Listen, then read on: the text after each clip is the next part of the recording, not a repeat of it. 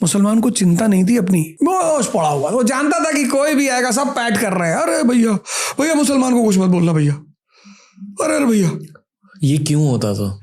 Vote bank, उसको मुसलमान बड़ा भावुक है ना, मुसलमान को जीतना इतना, आप बस इस्लाम की तारीफ कर दो, मुसलमान सीना उना फाड़ के कि अरे भैया, मुसलमान का जीवन ले लो, बस इस्लाम की तारीफ कर दो। तो मोदी जी ने मुसलमान को इस बेहोशी से बाहर निकाला। मुसलमानों को मोदी जी को थैंक यू बोलना चाहिए, निश्चित तौर पर बोलना चाहिए उन्हें कि महाराज आपने निकाला इंस्टेंट ट्रिपल तलाक। ट्रिपल तलाक is different, instant is different. आप भाई दारू पी के मोबाइल में पत्नी को बोल दिए तलाक तलाक तलाक, ये थोड़ी इस्लाम कहता है। वो तो ट्रिपल तलाक की बात करता है, और वो भी स्टेजेस में। तो जो काम विलियम बेंटिक ने हमारे लिए किया ईसाई होते हुए, बड़े ध्यान देने वाली बात है, सती प्रथा खत्म किया उसने, वही काम नरेंद्र मोदी ने मुसलमानों के लिए किया हिंदू होते हुए। कभी कभी आप बेहोशी में अपनी कमियां नहीं देख पाते, कोई दूसरा आके दिखा जाता है, तो उसको गाली देने के बजाय उसको थैंक यू बोलना चाहिए। हमारे जी बोलिए यूजर। गुड इवनिंग आप सभी को। गुड इवनिंग सभी को जी। अच्छा मुफ्ती सर, हाँ जी, अच्छा मुफ्ती साहब, मेरा आपसे ये प्रश्न है, मैं तलाक की सूरत पे बात करना चाहता हूँ। तो जो इस्लाम में तलाक का जो अधिकार दिया गया है पुरुषों और महिलाओं को, उसमें मुझे लगता है कि अल्लाह ने नाइंसाफी की है महिलाओं के साथ। ठीक है, क्योंकि पुरुषों को तो उन्होंने अधिकार दे दिया है, लेकिन महिलाओं के लिए एक पीछे का बस रास्ता खोल दिया है। जी ठीक है, मैं कोशिश करूंगा कि आपको मुख्तसर जवाब दे दूं। ड्राइव कर रहा था और डेस्टिनेशन पे पहुंचने वाला हूं। तो जो अधिकार है तलाक का वो दोनों को है, मर्द को भी और औरत को भी, क्योंकि तलाक का मतलब है सेपरेशन। हाँ, तरीके अलग अलग हैं, यानी उसका जो प्रोसेस है वो अलग है, लेकिन ऐसा नहीं है कि औरत को तलाक का या सेपरेशन का, तलाक नहीं, सेपरेशन का इख्तियार नहीं है। खुला की सूरत में है, फस्खे निकाह की सूरत में है। अच्छा, अब ये जो प्रोसेस है ये अलग अलग क्यों है? उसकी जो वजह है वो औरत और मर्द की जो साइकोलॉजिकल स्टेट है वो है। आप अगर सर्च करेंगे गूगल पर, बहुत आसानी के साथ आपको मिल जाएगा कि औरतों में नेगेटिव इमोशंस ज्यादा होते हैं और मर्दों में नेगेटिव इमोशंस आमतौर से कम होते हैं। और आप आसानी से सर्च कर सकते हैं कि नेगेटिव इमोशंस किसे कहते हैं। उसमें यानी किसी चीज से गमज़दा होना, या ग्रीड है, लालच है, हिर्स है, इस तरह की चीजें हैं ये औरतों में। ये हम नहीं कह रहे, ये साइंस बोल रही है। वो रिएक्शनरी ज्यादा होती हैं खवातीन, उमूमी तौर पर, आम तौर से, हर औरत और हर मर्द की बात नहीं हो रही है। तो अगर इंस्टेंट तलाक का इख्तियार औरत को दिया जाता तो शायद ही कोई मर्द ऐसा बचता कि जिसको तलाक ना हुई होती, क्योंकि वक्ती तौर पर औरतें रिएक्ट करती हैं और ये उनकी साइकोलॉजी का हिस्सा है। लेकिन मर्द को ये इख्तियार दिया गया, औरत को नहीं दिया गया, चूंकि मर्द में पॉजिटिव इमोशन ज्यादा होते हैं। हाँ, कुछ मर्द ऐसे होते हैं कि जो रिएक्शनरी होते हैं और वो तलाक का इस्तेमाल करते हैं और गलत करते हैं, लेकिन कुछ मर्दों की वजह से उसूल और ज़ाब्ते नहीं बदले जा सकते। जी, आपने सर एक वर्ड यूज किया, इंस्टेंट तलाक।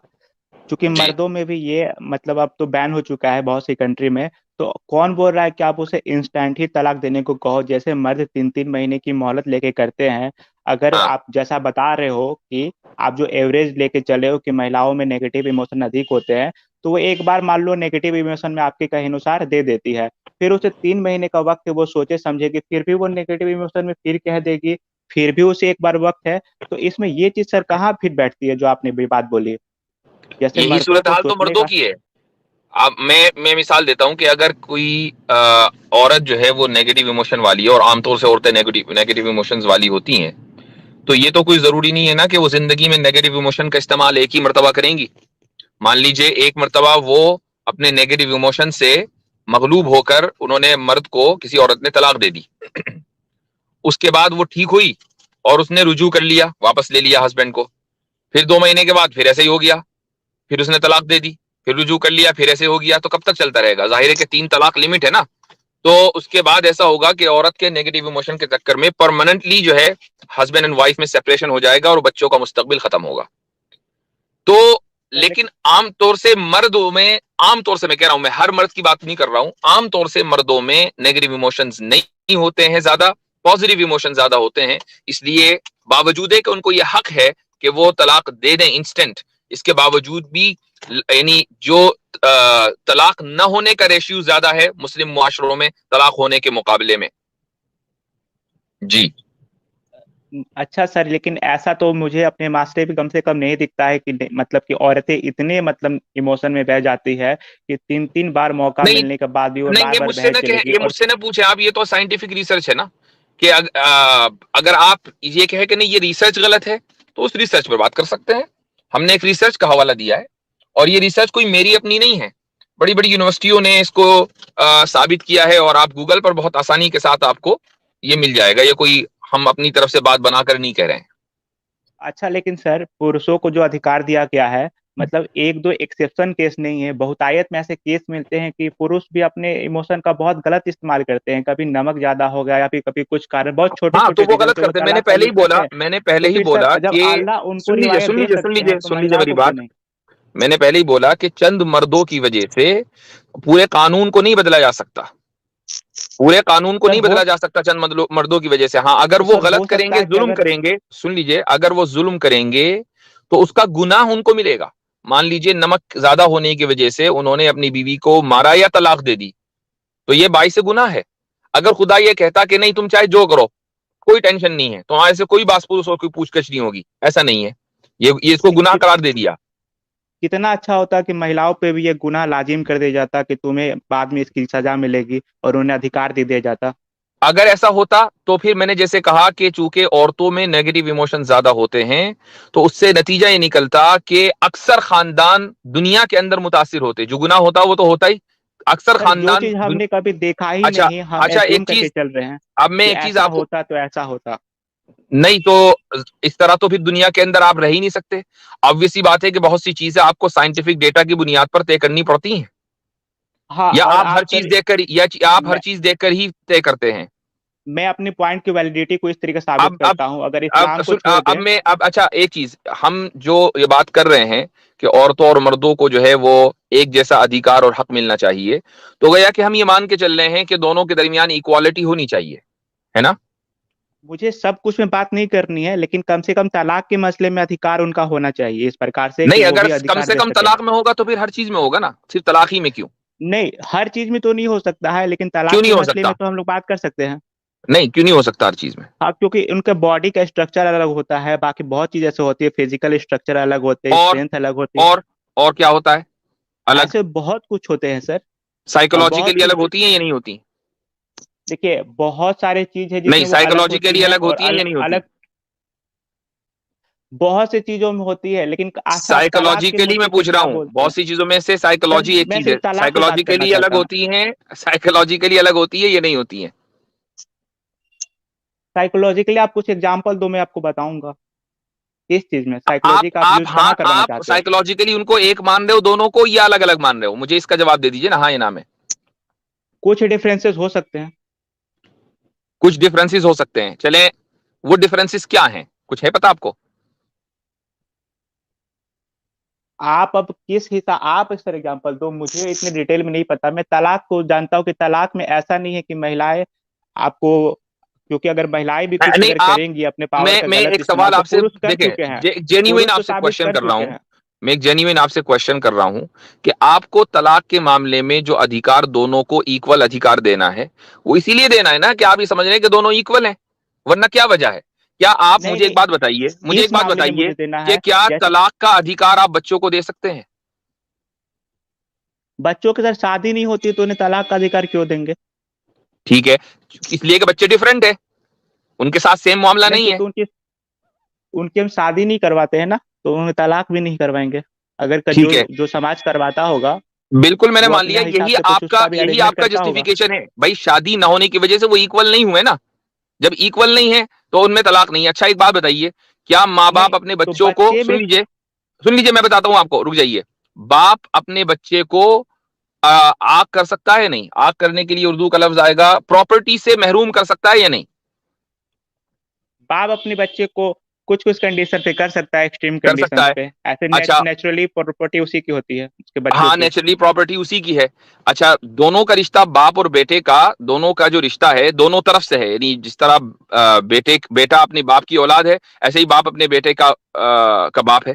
तो क्या बेटा अपने बाप का ये काम कर सकता है, उसको प्रॉपर्टी से बेदखल कर सकता है? नहीं, क्योंकि देखिए, एक अगर स्टेज तक होता है जो बाप होता है, तो वो एक आपने तरीके से। आपने जो नहीं कहा वो इसलिए कहा कि दोनों इक्वल नहीं है, हालांकि दोनों एक रिश्ते के अंदर जुड़े हुए नहीं, हैं। क्योंकि ऐसे ही, अब बाप को समाज में। मेरी बात, मुझे बात मुकम्मल कर लेने दीजिए। आपको जो बुनियादी ऑब्जेक्शन है वो ये है कि मर्द और औरत एक रिश्ते में जुड़े हुए हैं, लिहाजा इक्वल हैं। अब तलाक के मामले में इक्वल होने चाहिए। मैं कहता हूं चलो मियां बीवी की बात करते हैं, हस्बैंड एंड वाइफ ही की बात करते हैं। क्या वो हर मामले में इक्वल होने चाहिए या सिर्फ तलाक के मामले में इक्वल होने चाहिए? मुझे सर दूसरे बारे में बात नहीं करनी है, तलाक के नहीं बारे भैया, में सब मुझे बारे लगता में है कि बात इक्वल होगी ना। होनी मैं चाहिए। आपसे सवाल कर रहा हूं कि क्या सिर्फ तलाक के बारे में इक्वल होने चाहिए या सब मामलात में इक्वल होने चाहिए? हाँ, मैं बताता हूँ। अगर जैसे हमारी सोसाइटी इस तरीके से डेवलप होती है कि यहाँ आई पे डोंट जो केयर अबाउट कमाने योर का जो सोसाइटी, जरिया मैं पूछ होता है रहा वो हूं कि मर्द ही कमाते हैं। आपकी ओपिनियन क्या है कि क्या उनको सिर्फ तलाक के मामले में इक्वल होना चाहिए या हर मामले में इक्वल होना चाहिए? इसका जवाब दीजिए। आप मुझे पॉइंट रखोगे तो मैं बता दूंगा कि हाँ, यहाँ इक्वल होना चाहिए, यहाँ इक्वल नहीं होना चाहिए। आप मुझे स्पेसिफिक पॉइंट दो, आप कहाँ पे पूछना चाहते हो। नहीं, कहीं भी हो जैसे सकता मैं है कि तलाक। क्या आपने कहा कि जी तलाक के मामले में इक्वल होना चाहिए। मैं पूछ रहा हूं क्या इसके अलावा हर मामले में इक्वल होना चाहिए? मुझे बताइए, इसका जवाब हर दीजिए। मा देखिए, ऑल वर्ड तो यूज नहीं किया जा सकता है, ऑल तो बहुत एक्सट्रीम वर्ड होता है। तो अच्छा, ऑल वर्ड तो हम लोग यूज नहीं कर सकते हैं। हाँ, अब आप पूछोगे कहाँ पे नहीं कर सकते, तो ये बड़ा सोच समझ के बताना पड़ेगा कि हाँ कहाँ पे नहीं, मुझे अभी इंस्टेंट में नहीं बता पाऊंगा। लेकिन हाँ, कुछ हो सकते हैं, मैं इससे हटूंगा भी चले, नहीं कि इसका हाँ वहां मतलब पे ये आप। हुआ कि कुछ मामलात में वो इक्वल नहीं होंगे, इतना तो मान रहे हैं ना? हाँ, कुछ मामलात में वो इक्वल नहीं होंगे, इतना मान रहे हैं ना? जी जी जी। ठीक है। हाँ, और ये ठीक मान है। रहा हूँ कि तलाक अच्छा, वो और मामला जहां नहीं भी है। इक्वल नहीं होंगे उसके पीछे जस्टिफिकेशन होगा, ये भी मान रहे हैं? जी। ठीक है। अब अगर मैं ये जस्टिफाई कर रहा हूं कि तलाक के मामले में मर्द और औरत इक्वल नहीं है, इसके पीछे जस्टिफिकेशन है और वो है उनकी डिफरेंट साइकोलॉजिकल स्टेट, तो आप इस ये जस्टिफिकेशन को क्यों जस्टिफाई नहीं तस्लीम हो नहीं कर पा रहे? रही है, ये जस्टिफाई नहीं हो पा रही है सर। आप इसमें महिलाओं को इतना कम तक समझ रहे हो कि वो नहीं इमोशन को में बही चली जाती हैं। भाई ये इमोशन मैंने बनाए हुए नहीं है, ये तो डिस्कवर आपकी साइंस ने की है ना, जिसको आप लोग बहुत ज्यादा अहमियत देते हैं। आप तो जाके सर वो साइंटिस्ट से लड़े कि तुमने औरतों को नहीं नहीं, खिलाफ क्यों इस तरह की बातें की हैं, लड़ो जाके साइंस से। ऐसे बहुत से मुद्दे होंगे, मैं वहां मान सकता हूँ, लेकिन तलाक में वो मुद्दा नहीं समझ रहा हूँ कि तीन तीन बार चांस हो सकता है। एक बार बोलने में तलाक हो जाता ना, तो मैं मानता कि हाँ चलो इमोशन में बह सकती है। लेकिन तीन बार कोई गलती नहीं करता है, वो सोच समझ के ही अच्छे से फैसला करता है। भाई अगर किसी के अंदर साइकोलॉजिकली और जेनेटिक तौर पर नेगेटिव इमोशन ज्यादा हैं तो आप कैसे कंट्रोल कर सकते हैं कि वो एक बार गलती करेगा कि 3 बार करेगा? ये सर तो आप ये तो नहीं, आप इमोशन जो होते हैं ना, जीन्स, आप उसकी जीन से छेड़छाड़ कैसे कर सकते हैं? नहीं सर, ये जो इमोशन होते हैं ये इंस्टेंट वर्क करते हैं। तो कभी कभी एक बार गलती हो जाती है, हाँ, लेकिन तो वो बार बार गलती अच्छा ठीक है, इमोशन की मैं यही वजह से रोकता नहीं हूँ। होती है। इमोशन जो है वो इंस्टेंट वर्क करते हैं। मान लीजिए क्या एक औरत की जिंदगी में 3 मर्तबा ऐसे इंस्टेंटली इमोशंस वर्क नहीं करेंगे अगर उसके अंदर नेगेटिव इमोशन ज्यादा हो? क्या ये इसकी कोई एक्सेप्शनल गारंटी है? केस है। ये एक्सेप्शनल केस है, और पुरुष तो गलती कर चुके हैं ना, पुरुष को जब एक्सेप्शनल बताया गया है केस तो एक्सेप्शनल केस पुरुष। नहीं है। जब ये साइंस कह रही है कि उसमें नेगेटिव इमोशन ज्यादा है तो एक्सेप्शनल केस कैसे हुआ? अरे सर, वो 3 बार के लिए अब नहीं मैं कह उसकी रही है ना। मिसाल देता हूं। अब मैं आपको मिसाल दे, आप कह रहे पुरुष गलती कर चुके हैं, ठीक है। हाँ, पुरुष कहाँ? इस्लामी मुआशरे में ना, मुस्लिम मुआशरे में ना। मतलब हिंदुस्तान में सेकुलर मुआशरे में भी गलती कर चुके हैं। अब मैं आपको, आप जो है जहां पर मर्द और औरत तलाक के मामले में इक्वल हैं उसका डेटा पढ़ लीजिए। यूएस में, यूरोप में तलाक का रेशियो ज्यादा है मुस्लिम मुआशरे के मुकाबले में, और डबल ट्रिपल से ज्यादा है। इस वक्त मैं अपने फोन पर हूं, वरना मैं अभी स्क्रीन शेयर करके आपको दिखाता। और आप ये भी देखें कि इन मामलों में ज्यादा जो तलाक के केसेस हैं वो औरत की तरफ से फाइल होते हैं, मर्द की तरफ से फाइल नहीं होते। हाँ, क्योंकि आप उस पर अत्याचार करोगे तो वो तो करेगी ना ज्यादा, तो क्योंकि अब आपने ये कहा कि मर्द पर, मैं बात कर रहा हूं तलाक हो रही है, अब ये मत जाइए कि अत्याचार हो रहा है या नहीं। बात ये हो रही है कि नहीं, आप जहां, बोले और कि महिला। सुन लीजिए, जहां मर्द और औरत को इक्वल राइट है सेपरेशन का, वहां पर औरतें उस राइट का इस्तेमाल ज्यादा कर रही हैं। That's the point. वो चाहे जिस नहीं वजह से सर, कर रही हो। हाँ वो करेगी। अगर आप उस पर अत्याचार करोगे, आप यूएस का जो एग्जांपल दे रहे हो, तो वहां पे वुमेन को लिबर्टी होती है कि वह ज्यादा अत्याचार नहीं सहती है। अब आप उसको अत्याचार पर ले गए। मैंने आपको सिंपली रेशियो बताया कि औरतों में तलाक, औरतों की तरफ से तलाक ज्यादा हो रही है, आप चूंकि यहाँ कारण भी उनको तो तलाक का बताओ। राइट है। सुन लीजिए, आप ये तलाक का कारण राइट है। बताओ, इमोशन। मैं एक बात बताता हूँ, एक मिनट रुक जाइए। मान लीजिए यूएस में तलाक का औरतों को राइट ना होता, सिर्फ मर्दों को होता, तो मुझे बताइए क्या फैमिलीज महफूज होती या ना होती?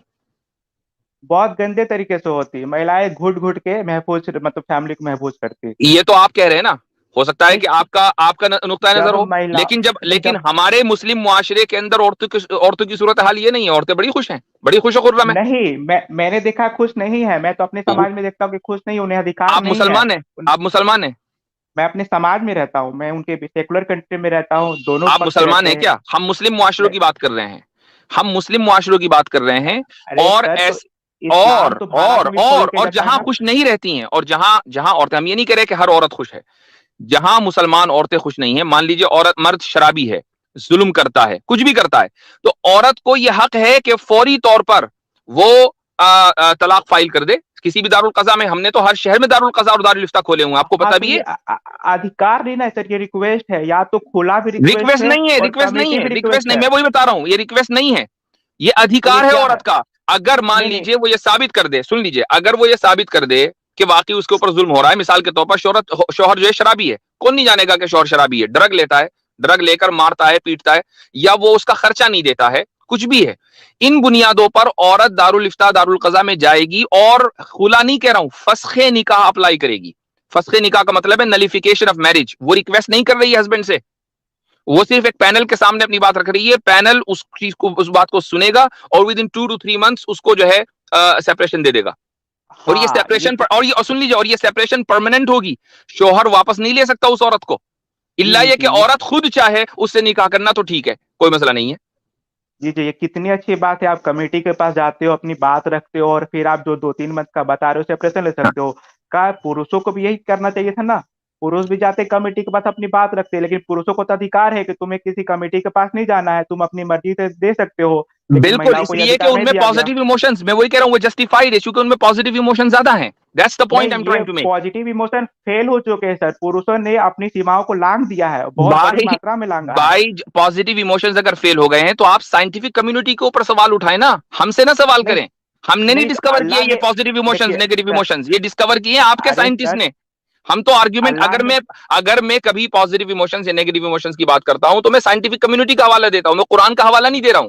मैंने अभी तक के हदीस का हवाला नहीं दिया कि हदीस में लिखा हुआ है नेगेटिव देखिए, इमोशंस की बात। आप साइंस से जाकर सवाल करो ना कि यार क्या मुसीबत है, तुमने हाँ औरतों को हाँ, जो है सेकंड क्लास का क्यों मान लिया, क्यों कह दिया उनके अंदर नेगेटिव इमोशंस हैं, तुम तो इक्वालिटी की नहीं बात करते हो। साइंस तो बदलती रहती है, कल रिपोर्ट आ जाएगा कि ऐसा नहीं है, दोनों इक्वलिटी है, ठीक है। तो जब साइंस अल्लाह बदल ने जाएगी उस पुरुषों वक्त को आप हमारे अधिकार दिया। पास आइएगा, जिस वक्त साइंस बदल जाएगी उस वक्त नहीं, हमारे पास आ जाइएगा। अब मुझे एक मैं बात ये कह बताइए, रहा हूँ जब कि हम ये कहते हैं कि एवोल्यूशन जो है, मैक्रो एवोल्यूशन दुरुस्त नहीं है और साइंस तो बदल जाएगी, तो आप जैसे लोग आते हैं कह लेंगे नहीं नहीं एवोल्यूशन तो ठीक है और कुरान गलत है, हाँ, वहां आपका ये आर्ग्यूमेंट नहीं चलता है। आप उनसे बात करना। अल्लाह ने पुरुषों को अधिकार दिया कि वो इमोशन में नहीं यहाँ बहते साइंस हैं, नहीं और बदलती पुरुष है, यहाँ पुरुष साइंस नहीं सर, पुरुष बदलती। तो इमोशन एवोल्यूशन के में बह मामले बह में के। साइंस, अच्छा सुनिए, एवोल्यूशन के मामले में साइंस बदलेगी या नहीं बदलेगी, मुझे इसका जवाब दे सर दीजिए। मुझे नहीं बात करना है, मुझे ना जाना है मुझे एवोल्यूशन से, नहीं मैं बात उतना करनी। जानता भी नहीं। मैं एवोल्यूशन के बारे में यह नहीं अजीब बात जानता है हूँ, भाई, मैं तलाक के बारे में जानता हूँ कि आप तलाक के अल्लाह ने बारे में भी इसमें। नहीं जानते हैं, आप तलाक के बारे में भी नहीं जानते हैं। तो मेरे भाई ऐसा है, आप थोड़ा सा स्टडी करें और ये जो इमोशन वाली बात की है इसको देखें। आप अभी फोन पर हैं, जब कॉल निमट जाएगी तो उसको देखिएगा, उसके बारे में स्टडी कीजिएगा। अगर मैं कहीं किसी चैनल पर मिलूं दोबारा आइएगा, इस पर बात करेंगे। लेकिन इस inequality between husband and wife को मैंने जस्टिफिकेशन उसकी दी है। अब वो आप उसको जस्टिफाई नहीं मान वो रहे, जस्टिफिकेशन नहीं जस्टिफिकेशन मान, नहीं सुन है लीजिए, सर। वो आप नहीं मान रहे हैं तो उसकी दलील दीजिए, मुझे कोई इमोशनल आर्ग्यूमेंट ना दें। आप ये कहें कि हाँ, नहीं मैं नहीं बताता जी, हूँ दलील। मैं सुन दलील लीजिए, बताता हूँ। नहीं नहीं नहीं, मेरे पास इतना हाँ, मैं टाइम भी दलील नहीं है, बताऊंगा। मैं अपने डेस्टिनेशन में पहुंच चुका हूं। मैं सिर्फ ये कह रहा हूं कि आप जो दलील देंगे वो ये देंगे कि ये मर्दों में पॉजिटिव इमोशंस नहीं होते, नेगेटिव नहीं, इमोशंस मैं ज्यादा होते हैं, आप ये दलील देंगे, प्रैक्टिकल दलील ठीक है। दूंगा सर, मैं, हाँ, अब मैं दलील देता हूँ। आप आ, सुन लीजिए, मैं बात कर रहा हूं किसी साइकोलॉजी और की दिन। और आप बात कर रहे हैं प्रैक्टिकल की। मुझे प्रैक्टिकल से लेने देने नहीं, मैं साइकोलॉजी की बात कर रहा हूं। साइकोलॉजिकल आर्ग्यूमेंट आप दीजिए तो मैं मानूंगा, ठीक है। सर थ्योरी पे लिखी गई बात ज्यादा इंपॉर्टेंट होती है कि जो सामने हमारे चल रहा है वो ज्यादा आपको मतलब ज्यादा ओ भैया वजनदार थ्योरी होती है। आपको पता भी है थ्योरी कैसे बनती है? सबसे पहले ऑब्जर्वेशन होता है, उसके बाद हाइपोथेसिस बनती है, उसके बाद थ्योरी बनती नहीं है। सर, आपको पता भी थ्योरी है? तो सर, ऑब्जर्वेशन के बाद थ्योरी बनती है, हाँ तो ना मैं कि आपको थ्योरी के बाद ऑब्जर्वेशन ही ऑब्जर्वेशन होता दिखाऊंगा। है। कुछ पता मैं भी है कि आपको थ्योरी डायरेक्ट बनती कैसे है? मैं आपको डायरेक्ट ऑब्जर्वेशन ही दिखा दूंगा ना दलील के रूप में। ओ भाई आपको पता है थ्योरी के, आपने कहा कि नहीं थ्योरी की बुनियाद पर नहीं जाएंगे ऑब्जर्वेशन की। थ्योरी होती ही ऑब्जर्वेशन की बुनियाद पर है।